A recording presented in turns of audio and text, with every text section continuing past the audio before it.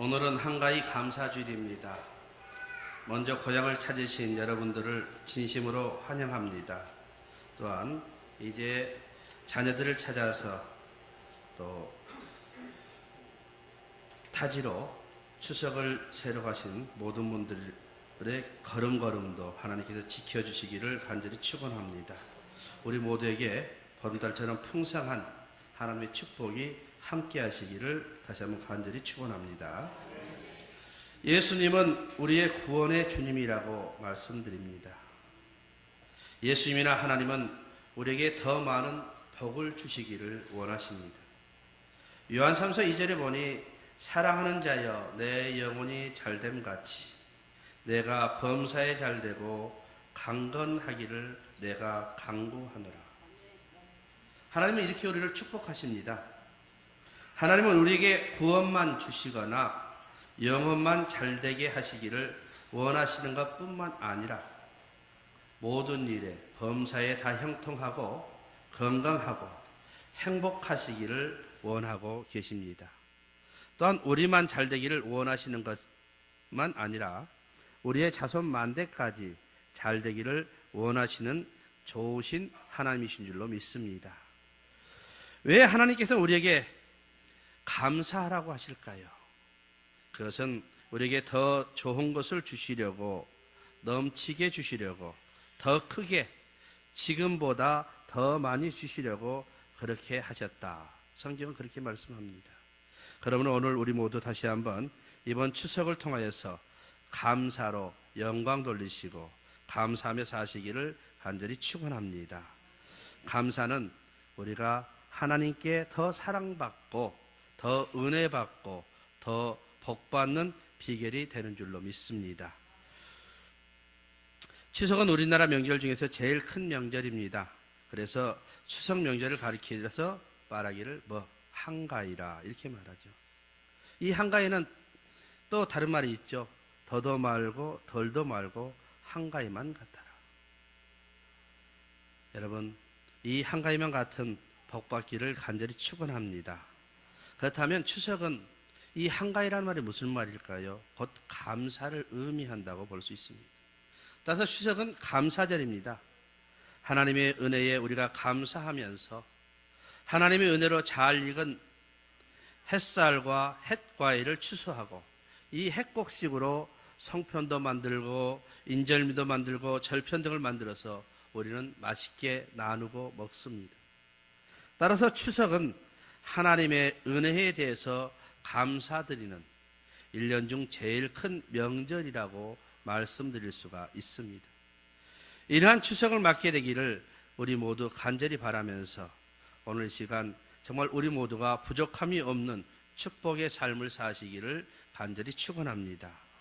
오늘 선택한 본문 말씀은 시편 23편입니다. 어쩌면 시편 가운데서 가장 유명한 말씀이라고 해도 과언이 아닐 것입니다.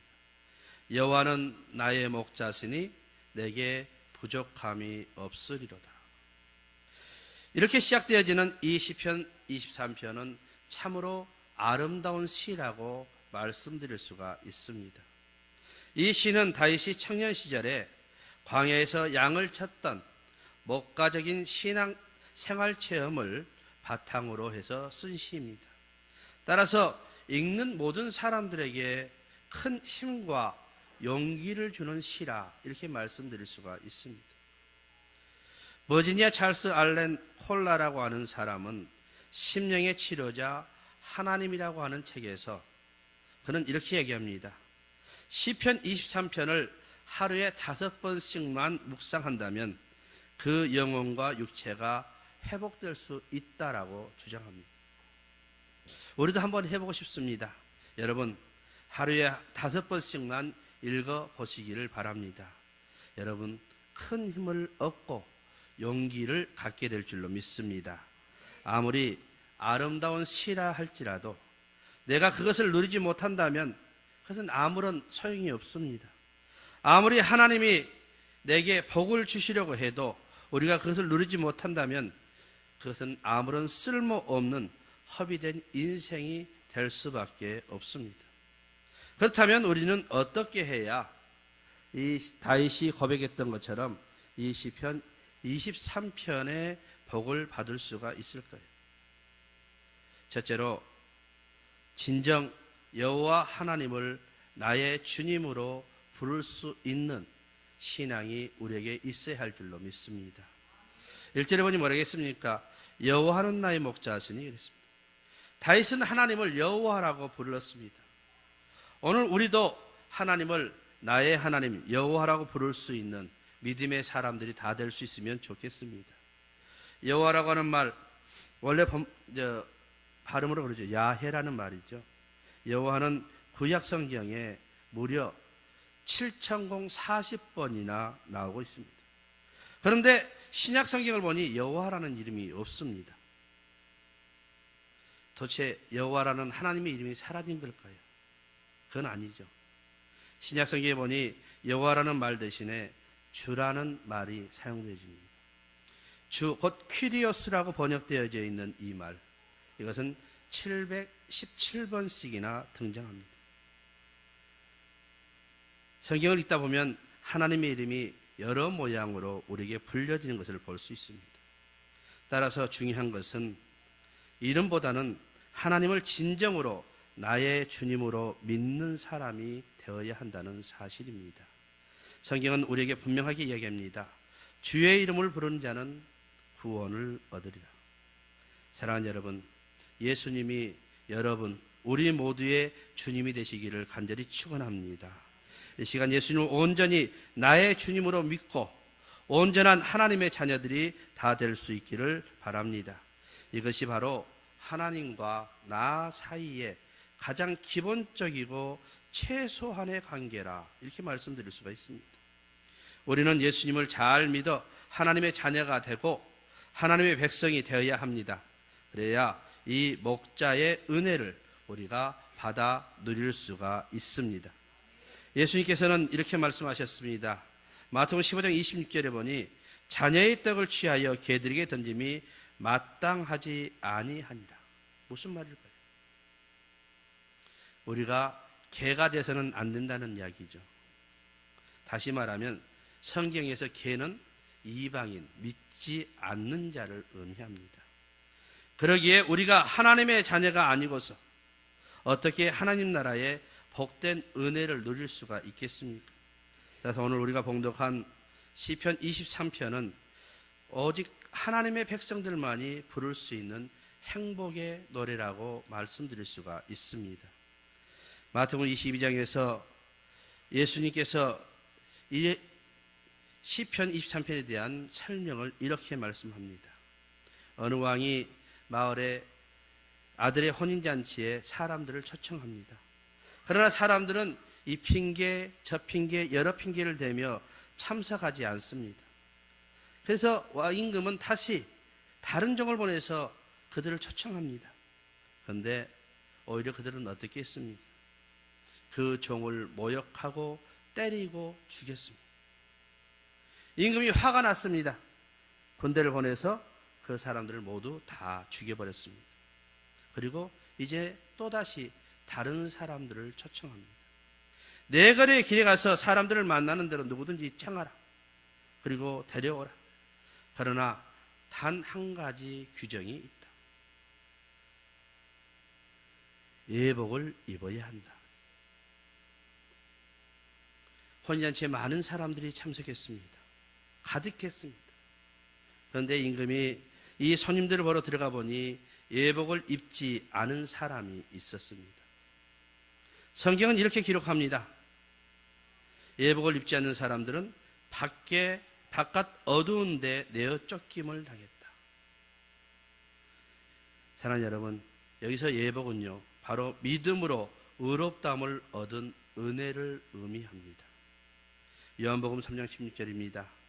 하나님이 세상을 이처럼 사랑하사 독생자를 주셨으니 이는 그를 믿는 자마다 멸망치 않고 영생을 얻게 하려 하십니다.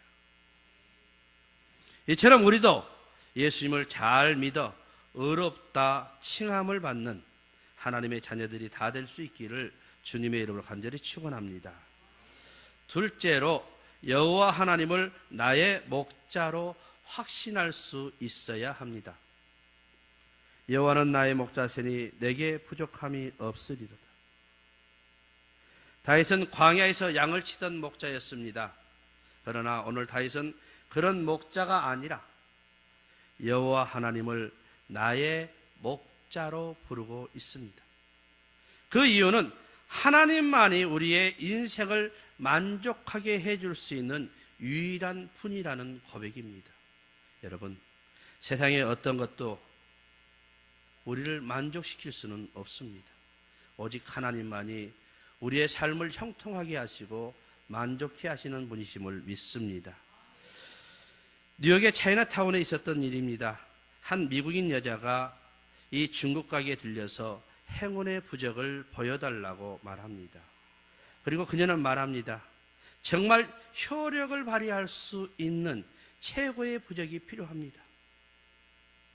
다름이 아니라 우리 아이가 배를 타고 남태평양에 나갔는데 지금 이 아이를 보호해 줄 것을 내가 찾고 있는 중입니다. 이 말을 들은 가게 여주인이 웃으면서 입을 엽니다. 부인, 참 잘 오셨습니다. 부인께서 원하시는 것이 이곳에 있습니다. 그런데 있기는 있는데 보여드릴 수가 없습니다. 제발 부탁이니 그것을 보여주십시오. 돈이 얼마든지 내가 꼭 사고 싶습니다. 그것은 돈으로 살 수 없는 것입니다. 바로 하나님이십니다. 하나님만큼 확실하고 효과적인 보호자는 없답니다.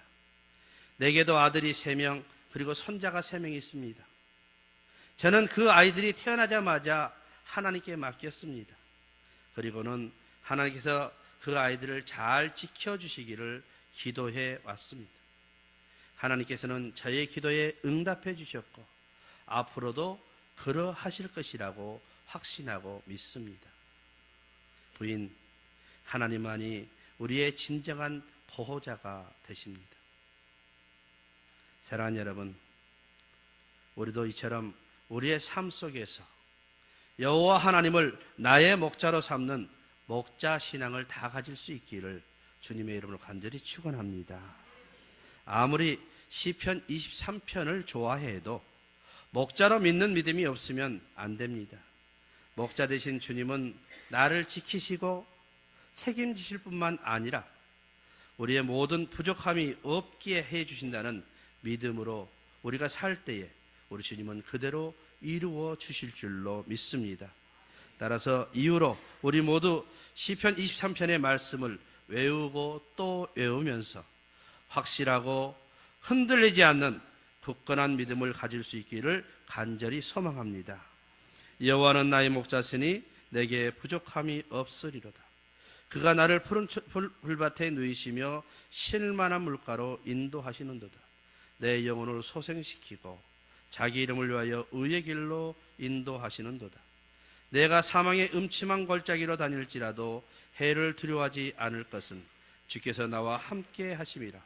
주의 지팡이와 막대기가 나를 안위하시나이다. 주께서 내 원수의 목전에서 내게 상을 차려주시고 기름을 내 머리에 부으셨으니 내 잔이 넘치나이다. 우리 모두 목자 되시는 하나님께서 우리가 믿는 대로 이루어 주실 것을 확실하게 믿는 이 시간이 되시기를 다시 한번 주님의 이름으로 간절히 축원합니다.